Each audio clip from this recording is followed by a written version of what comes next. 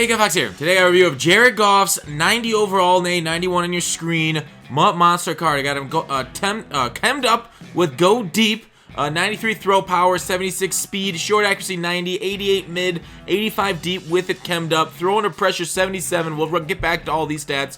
On the run 86, play action 90. He also has, trucking 33.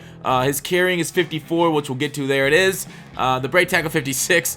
The juke 52, spin move 42. So he is not a guy that's going to try and break tackles. You should really try and avoid them at all costs. You need to get down. You need to hit left trigger, right trigger, X. Make sure and get down with your quarterback.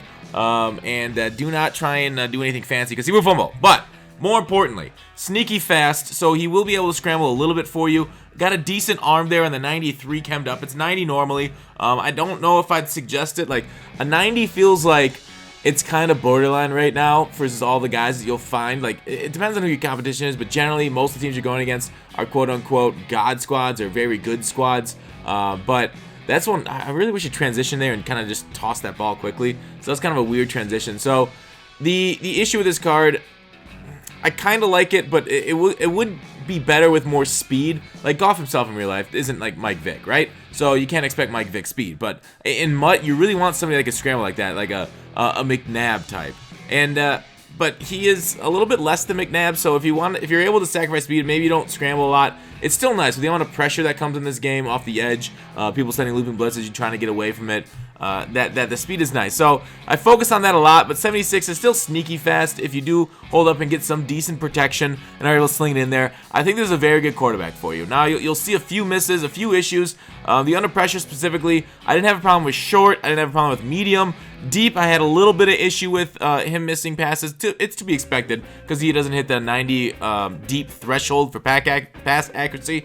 And a few under pressure passes that I feel like he could have made a little bit better. But here's the thing, like right there, I took a hit right as releasing it, and it was on a dot. It was just on a line. So there's some that it take hits while releasing, and it goes up like a duck. Other ones that it doesn't. I mean, that's the whole point of RNG, right? So 77 throw under pressure. The fact that he isn't as consistent as you'd like to see does cause major issues, and is somebody that I did kind of get a little bit frustrated with after a few games of using him. So switch back to Roethlisberger. While his stats don't say he's like that much worse than Roethlisberger, I went back, because I think Roethlisberger performs a little bit better than this card, which, I mean, it makes sense. Roethlisberger's higher overall. He's much more expensive. For value purposes, though, I think Goff might be the move just because the stats he has, very nice. Like, he's hitting these deep corner routes, I mean, it's within inches, right? Any less throw power and that wouldn't have been completed.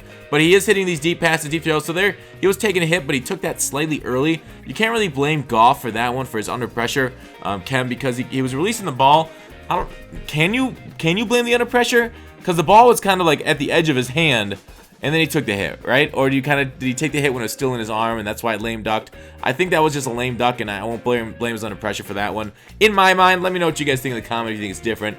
But the 77, like I said, how often do I think it would crop up? It depends on my opponent. If your opponent's sending a lot of pressure, I don't think this is the guy you want. If your opponent's kind of just sitting back with 3 4-man rushes, maybe occasionally rushes a 5 at this, like there, look at that, nice avoiding sack. We'll talk about the break sack stack, 77 break sack. So while he does it, I wouldn't consider it consistent at all, but I've seen like Tom Brady like 55 break sack still. So break sack seems a little bit more random than not. Here he is on the run and freaking misses it. What the heck is that? So on the run 86, and that wasn't even that bad, right? It was throwing the run across. I mean, he was going the other way, so maybe it was a little difficult, but who knows? So versus other quarterbacks like the McNabbs, the Vicks, I'd definitely rather have those two. Versus the Breeze, I'd rather have him. But you gotta factor cost in when you're facing a lot of these quarterbacks. Like who would compare to Goff at this price point? You're looking at guys like Ultimate Kickoff Breeze, the Mud Hero Luck, and Garoppolo. Stafford's a little bit lower. You got the Gatorade Manning lower. Guys above would be like Patrick Mahomes, Team of the Week, Matt Ryan, Gatorade Cam. But I mean, I would slot him above both the Mud Heroes, Garoppolo and Luck. Probably above most of the other guys that are below him in price. I think this Goff is actually pretty well reasoned. I would definitely take him above Ultimate Kickoff Breeze, just for the extra throw power and speed, and I don't think he's that much more inaccurate than that Breeze. The Mahomes, I might take Mahomes. I don't know. Goff felt pretty good. I think Goff and Mahomes are pretty much equals in my mind, but Mahomes a little better. But then like you get to like the high-end cards. I think I think I'd be fine with this card, even up to prime time Derek Carr. I think this card compares very favorably to that one. I would obviously take it for the price considerations, but maybe if you had to offer me one or the other, I'd take Carr because then I could just quick sell him.